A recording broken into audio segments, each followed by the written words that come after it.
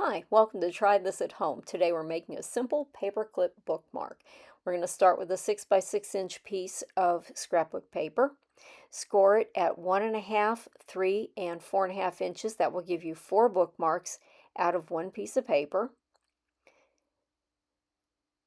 Cut them apart, and then we're going to hang them on a 2-inch paperclip.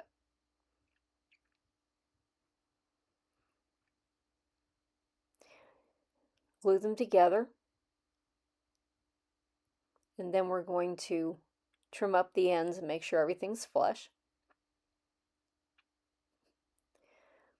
Round off the corners. You don't have to, but I like to. And I always like to add a charm for embellishment. And I have a variety of paper punches, and today I'm using a heart pattern. And that's all there is to it. Thanks for watching. Try this at home, and like and subscribe for more.